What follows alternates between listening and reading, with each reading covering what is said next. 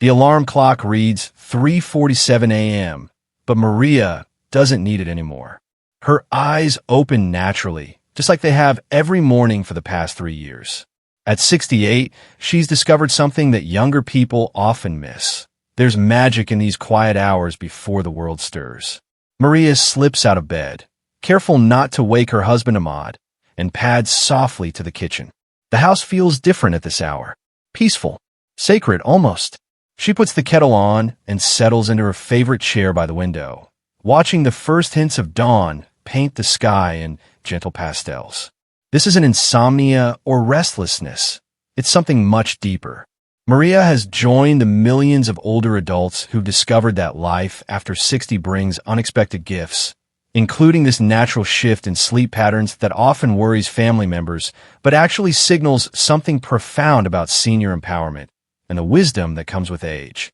Her daughter Asifa calls it getting old, but Maria knows better. This early awakening isn't about decline. It's about transformation. After decades of rushing through life, of being pulled in countless directions, her body and mind have found their own rhythm. These morning hours have become her sanctuary, a time for reflection that younger people, caught up in their busy lives, rarely experience. The science behind this shift is fascinating. As we age, our internal clocks naturally adjust. The deep sleep phases that once kept us unconscious until 7 or 8 a.m. gradually lighten. But here's what most people don't understand. This isn't a problem to be fixed. It's evolution. Our bodies are giving us something precious. Time. Maria thinks about her friend Ollie, who fought this change for months, taking sleep aids and forcing himself to stay in bed. He was miserable, viewing his 4 a.m. awakenings as a sign of weakness. But when he finally embraced these early hours, everything changed. He started using the time for gentle exercise, reading, and planting his garden. His emotional wisdom blossomed during these quiet moments, and his whole perspective on independent living shifted. The truth about early morning awakening in older adults reveals something beautiful about human nature.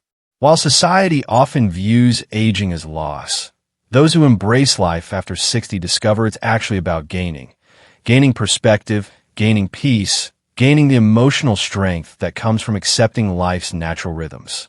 Maria's kettle whistles softly, breaking her reverie. As she prepares her tea, she thinks about the conversation she had yesterday with her neighbor, a frazzled 35-year-old mother who envied Maria's ability to sleep so little. If only she understood that this wasn't about sleeping less. It was about living more intentionally. The emotional wisdom that comes with these early mornings has taught Maria something profound about senior empowerment. Every sunrise she witnesses alone, every quiet moment of reflection, every peaceful hour before the world demands her attention. These aren't signs of aging. They're privileges of maturity. But there's something Maria hasn't told anyone yet, something she discovered during these sacred morning hours that challenges everything her family believes about her early bedtime schedule. Something that would surprise even Ahmad, who thinks he knows all her secrets after 42 years of marriage. As the first ray of sunlight streams through her window, Maria holds her warm cup and smiles, knowing that today she'll finally have the courage to share what she's really been doing during these precious 4 a.m. awakenings, and why it's about to change everything for their family's understanding of what it truly means to age gracefully. What has Maria discovered in these quiet hours that she's kept hidden from everyone she loves? The weight of unspoken dreams.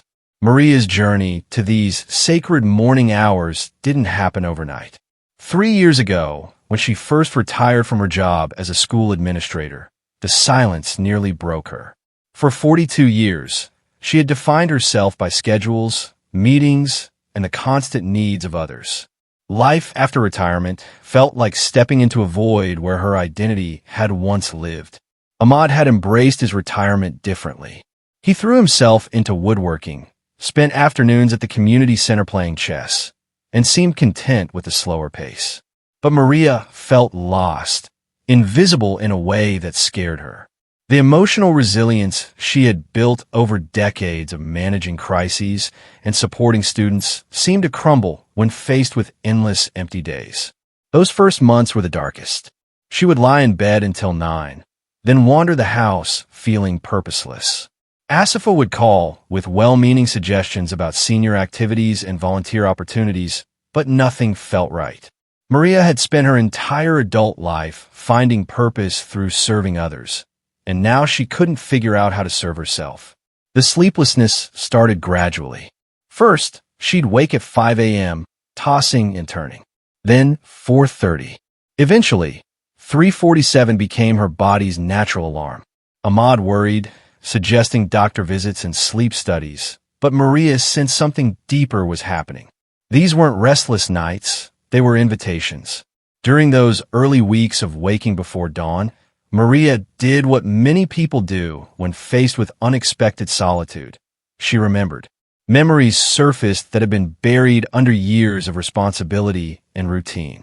She thought about the poetry she used to write in college, the dreams of traveling to places she'd only seen in books, the painting supplies that had gathered dust in the basement for 20 years. One particular memory haunted these quiet hours, a conversation with her mother, Amna, during her final days. Her mother had whispered, "I spent so much time taking care of everyone else, I forgot to take care of my own dreams." Maria had dismissed it then as the ramblings of someone facing mortality, but now those words felt like a prophecy. Senior reflection became Maria's unexpected companion during these pre-dawn hours. She began to see patterns in her life that daylight hours never revealed. How she had always been the one to sacrifice her wants for others' needs. How she had convinced herself that selflessness was her greatest virtue, never questioning whether it might also be her greatest limitation. The turning point came on a particularly difficult morning, 6 months into her retirement. Maria found herself crying at the kitchen table, overwhelmed by the weight of a life that felt half-lived. That's when she noticed the journal her granddaughter had given her years ago, still pristine on the shelf. She opened it and wrote her first words in decades.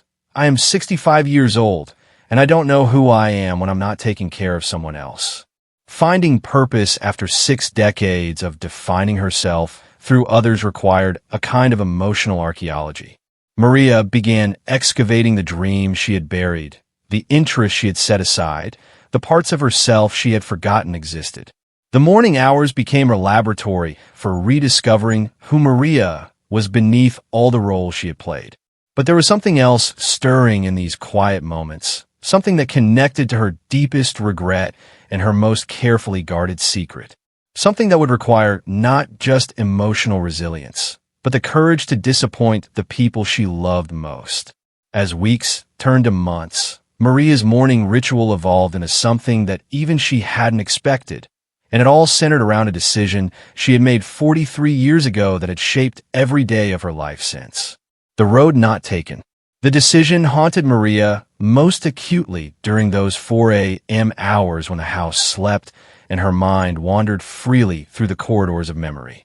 It was 1982, and she had been 25, fresh out of graduate school with a master's degree in art education and a scholarship offered to study painting in Florence, Italy. The letter had arrived on a Tuesday, cream-colored paper with elegant letterhead that promised 6 months of artistic immersion in the birthplace of the Renaissance. She had held that letter for 3 days, reading it over and over, feeling her heart race with possibility. But then Ahmad had proposed, her mother had fallen ill, and the practical voice in her head, the one that sounded remarkably like her father, had whispered about responsibility and realistic expectations. The scholarship went to someone else, and Maria chose the path that everyone praised as sensible and mature. Now, 43 years later, senior reflection had become a daily reckoning with that choice. During her morning solitude, Maria would imagine the woman she might have become. The one who had stood in the Uffizi gallery sketching masterpieces, who had learned to see light the way Italian masters did, who had trusted her own creative instincts over everyone else's expectations. The emotional resilience she had built over decades of putting others first now felt like armor that had grown too heavy to carry. Every morning, as she sat with her tea watching the sunrise, Maria wondered if it was too late to shed that armor and remember how to breathe freely. Ahmad had no idea about the scholarship, about the dream she had folded away like old letters. Their marriage had been built on honesty about everything except the things that mattered most to her heart. He saw her as a steady, practical Maria, the woman who had built a successful career in education, raised their children, and created a beautiful home. He didn't know about the woman who still dreamed in colors and compositions, who saw art everywhere, but had convinced herself she had no right to create it. The morning journaling had started as simple reflection, but had evolved into something deeper. Maria found herself writing letters to her younger self, conversations with the woman who had stood at that crossroads in 1982. Some mornings, she wrote about anger, the quiet fury of a life lived in service to everyone else's vision of who she should be. Other mornings brought grief for the artist she had buried, the adventure she had declined, the risks she had been too afraid to take. Finding purpose in these twilight years meant confronting the uncomfortable truth that she had spent most of her adult life avoiding purpose in favor of duty. The realization was both liberating and terrifying. At 68, was it too late to honor the dream she had deferred? Could she disappoint Ahmad and the children by admitting that the life they all admired, the life she had built so carefully and conscientiously, had left her feeling like a stranger to herself? The most painful part of this morning ritual was acknowledging how deeply she had internalized the belief that her dreams were selfish, impractical, or somehow less important than everyone else's needs. Senior reflection had shown her that this wasn't wisdom or maturity. It was fear disguised as virtue. But 3 weeks ago, something had shifted. During one of her pre-dawn journaling sessions, Maria had written something that surprised even her. What if the most generous thing I could do now is finally become who I was meant to be? The question had hung in the morning air like incense, sacred and challenging. Since then, she had been secretly researching something that would shock her family, something that would require her to choose herself for the first time in 43 years. The email had arrived 2 weeks ago, buried among the usual newsletters and pharmacy reminders. Maria almost deleted it, assuming it was spam, but something about the subject line made her pause. Seeking Maria Khalil, Florence Art Residency Program. Her maiden name, which she hadn't used in decades, felt like a ghost reaching across time. The message was from Dr. Sofia Benedetti, director of the International Renaissance Art Institute in Florence. Through a series of connections that seemed almost mystical, she had tracked down Maria after discovering her name in the archives of the 1982 scholarship recipients. The Institute was launching a new program specifically for artists over 60, recognizing that creative expression doesn't diminish with age, but often deepens into something more profound. We believe, Dr. Benedetti had written, that rediscovery after 60 brings a wisdom and authenticity to art that younger artists are still searching for. Your application from 1982 showed remarkable promise, and we would be honored to offer you a place in our inaugural senior residency program. Maria had read the email 17 times before it felt real. The universe was offering her a second chance at the dream she had buried, but this time with the emotional depth that only comes from a life fully lived. The program would last 3 months, starting in September, just 6 months away.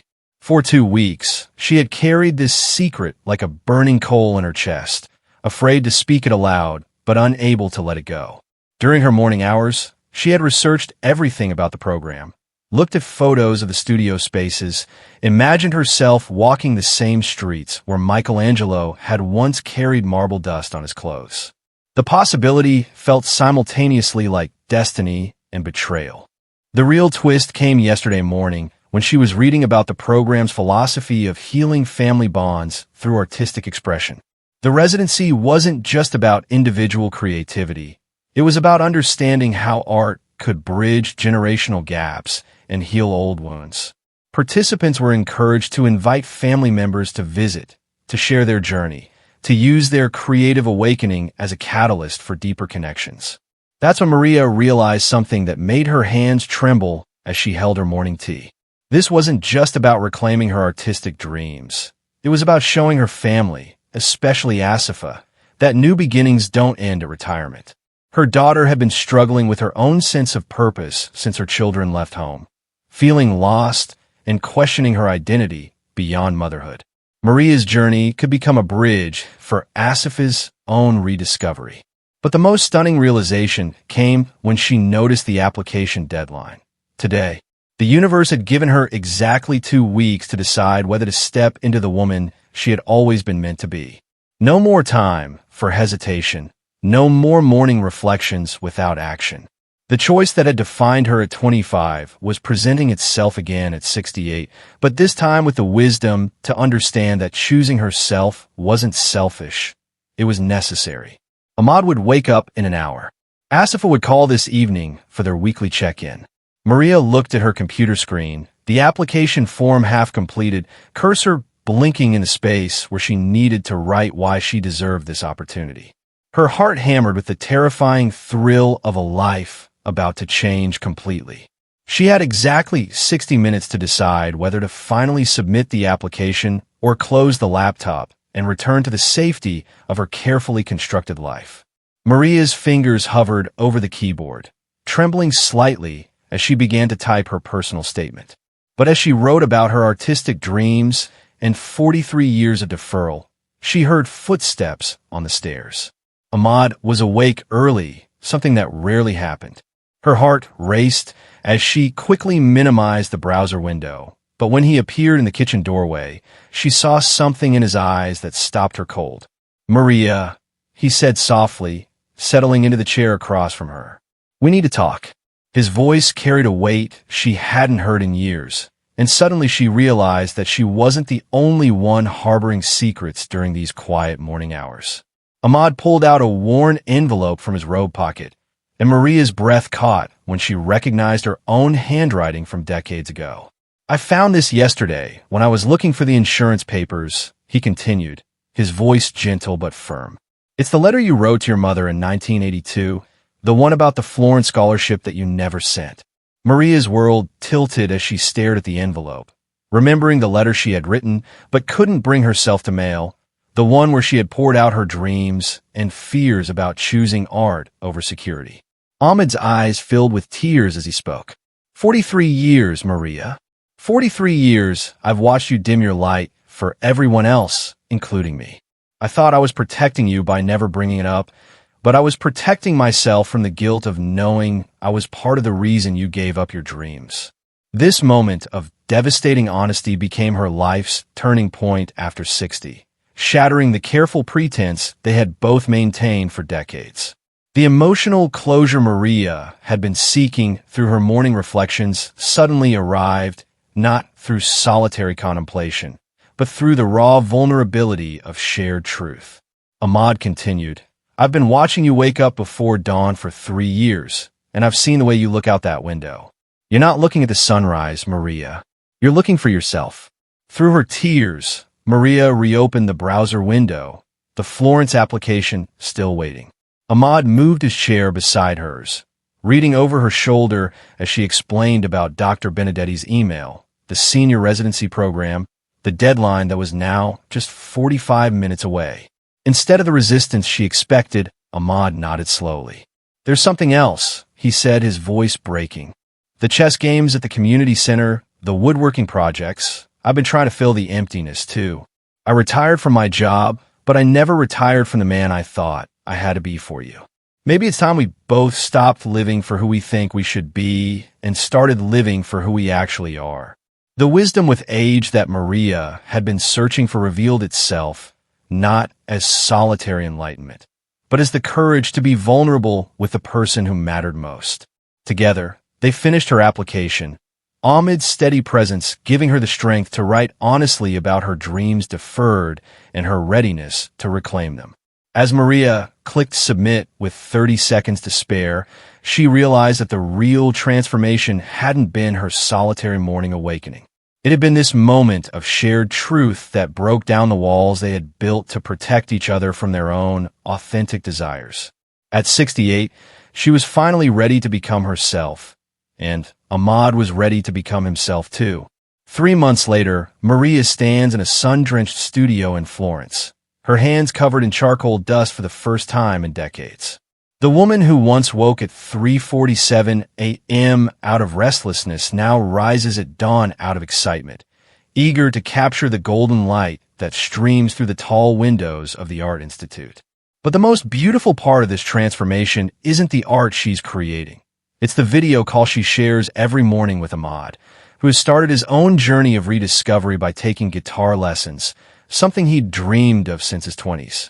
The timeless lessons Maria has learned during these months in Italy extend far beyond artistic technique.